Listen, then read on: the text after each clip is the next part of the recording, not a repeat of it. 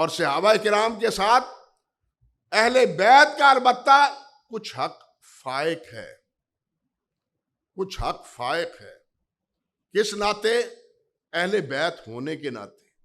ایک تو وہ صحابی ہیں اور دوسرا وہ اہل بیت ہیں۔ اللہ اکبر کبیرہ، اہل بیت ہیں اور صحابی ہیں۔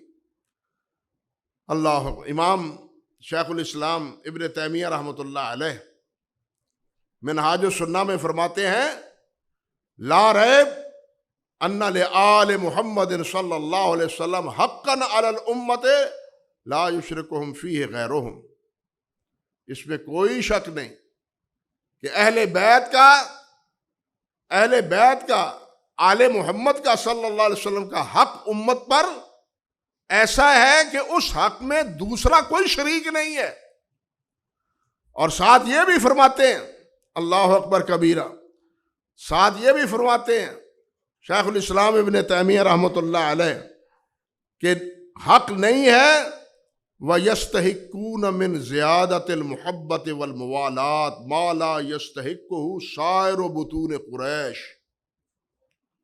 قریشی اور بھی ہیں، نبی علیہ السلام بھی قریشی ہیں، سادات سب قریشی ہیں، لیکن ابو بکر بھی قریشی ہیں، عمر بھی قریشی ہیں، عثمان بھی قریشی ہیں، لیکن فرماتے ہیں کہ اہل بیت جو قریشی ہیں یہ دوسرے قریشیوں سے درجے اور مرتبے میں فائق ہیں، اس لحاظ سے محبت میں، موالات میں، تعلق میں۔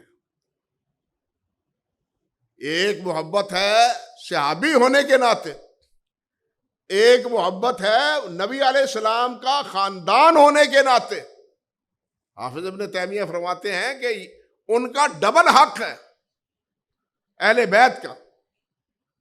اللہ، حضرت امام ابو بکر بن عیاش رحمت اللہ علیہ، احادیث پڑھنے والے جانتے ہیں، ہر صفحے میں تقریباً ان کی روایت، بخاری مسلم میں یا احادیث کتب احادیث میں ان کا فرمان ہے، کہتے ہیں اتانی ابو بکر لو اتانی ابو بکر و عمر و علی فی حاجت لبدأت بحاجت علی قبلہما۔